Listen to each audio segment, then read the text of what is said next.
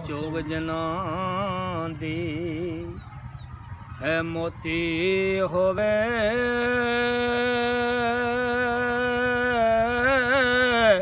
ਉਹ ਨਿਉ ਚੁਗਦੇ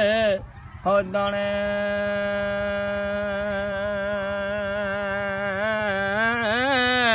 ਬਖਤ ਜਨਾਂ ਦੇ ਗੋਸ਼ਤ ਲਿਖੇ ਆਈ ਉਹ ਦਿੰਦੇ ਰੋਜ਼ ਤਗਾਣੇ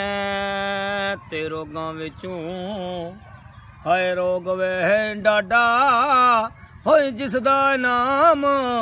ਗਰੀਬੀ ਕੰਡ ਵਲਾ ਕੇ ਲੰਘ ਉਹ ਜਾਂਦੇ ਉਹ ਰਿਸ਼ਤੇਦਾਰ ਕਰੀਬੇ ਉਹ ਸਰਕਾਰ ਲਿਖ ਦੇਣ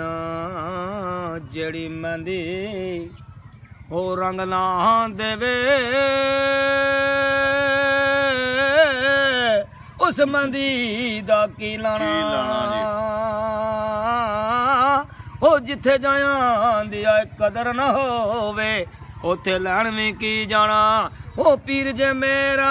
ਡਮੜੀਆਂ ਵਾਲਾ ਪੀਰ ਜੇ ਮੇਰਾ ਡਮੜੀਆਂ ਵਾਲਾ ਏ ਪੀਰਾ ਸ਼ਾਹ ਕਲੰਦਰ ਹਰ ਮੁਸ਼ਕਲ ਨੂੰ ਵਿੱਚ ਮਦਦ ਕਰੇਂਦਾ ਦੋਈ ਜਹਾਨੀ ਅੰਦਰ ਆਦਾ ਕੱਚ ਦੀ ਵੰਗ ਹੋਵੇ ਕੱਚ ਦੀ ਵੰਗ ਹੋਵੇ ਉਹ ਮੈਦਾਨ ਦਾ ਜਿਹੜਾ ਮੀਰਾਂ ਦਾ ਮਲੰਗ ਹੋਵੇ ਇਹੀ ਗੱਲ ਹੈ ਗਲਾਸ ਕੱਚ ਦੇ ਗਲਾਸ ਕੱਚ ਦੇ ਗਲਾਸ ਕੱਚ ਦੇ ਗਲਾਸ ਕੱਚ ਦੇ ਉਹ ਮੀਰਾਂ ਪਾਕ ਬਿਲਕੁਲ ਜੀ ਉਗਣ ਵਾਲੇ ਉਗ ਪੈਂਦੇ ਸੀਨਾ ਪਾੜ ਕੇ ਪੱਥਰਾਂ ਦਾ ਜਿਹੜੀ ਮਹਿੰਦੀ ਰੰਗ ਨਾ ਦੇਵੇ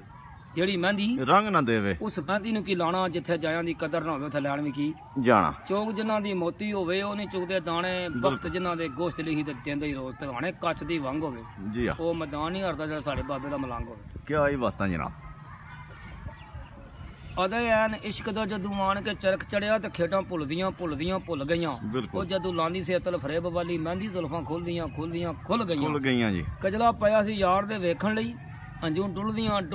ਡੁੱਲ ਗਈਆਂ ਉਹ ਮੁਹੰਮਦ ਬੂਟਿਆ ਕੋਣੀ ਜਾਨਤ ਵਿੱਚ ਪਰਦੇਸਾਂ ਦਿਹਾੜੀਆਂ ਰੁੱਲ ਗਈਆਂ ਦੇਸ਼ਨ ਦਾ ਬਲ ਬਤੀਏ ਉੱਥੇ ਰਾਜਾ ਪਿਆਰ ਨਾ ਪਾਈ ਜਿੱਥੇ ਆਪ ਨਾ ਜਾ ਸਕੀ ਉਹ ਸੂਬੇ ਬੇਰ ਨੇ ਝੰਡੀਆਂ ਦੇ ਉਹ ਸੰਗਤਾਂ ਪਾਲ ਦਿੰਦੇ ਸਾਡੇ ਚਾਰੇ ਪਿੰਡ ਦੰਦੀਆਂ ਦੇ ਕਸ ਗੋ ਮੈਨੂੰ ਰਾਹ ਜਾਂਦਾ ਉਹ ਰੇਸ਼ਾ ਫੋਨ ਕਰੇ ਰਾਜਾ ਯੂਕੇ ਤੂੰ ਆ ਜਾਂਦਾ ਚੱਕ ਸਵਾਰੀ ਦੀਆਂ ਕਿਆ ਬਾਤਾਂ ਵੇ ਜਿੱਥੇ ਦਿਲ ਲੱਗ ਜਾਵੇ ਉੱਥੇ ਪੁੱਛਦੇ ਮਰ ਜਾਣ ਖੁਸਰੇ ਜਿਨ੍ਹਾਂ ਰੇਸ਼ਾ ਮਲੰਗ ਕੀਤੇ ਰੇਸ਼ਾ ਜੀ ਖੁਸ਼ ਹੋ ਜਨਾਬ ਤੱਤੀ ਚਾਹ ਲਾ ਵੀ ਜਨਾਬ ਛੋੜੋ ਤੱਤੀ ਚਾਹ ਲੈ ਖਤਮ ਕਰੋ ਹਾਂਜੀ ਨਹੀਂ ਕੋ ਹੋ ਜਾਏ ਕਿ ਡਾਇਲਾ ਆ ਬੜੀ ਦੁਨੀਆ ਚਾਹ ਦਾ ਗਾਡਰ ਕੇਕ ਅੱਛਾ ਗਾਡਰ ਕੇਕ ਲੰਘ ਗਿਆ ਪਰਚਾ ਸਮਝ ਕਿਆ ਹੀ ਬਾਤਾਂ ਜੀ ਮਾਰ ਕੇ ਜਦਾਈ 11 ਦੀ ਗੋਲ ਦੀ 45 ਦੀ ਕੇਟੂ 12 ਦੀ ਇਹੀ ਗੱਲ ਹੈ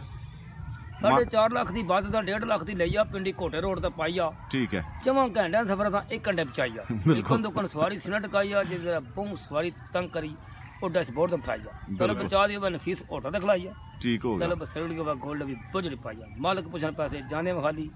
ਤੇ ਆਈ ਆ ਜੀ ਰੇਸ਼ਾ ਜੀ ਓਕੇ ਰਿਪੋਰਟ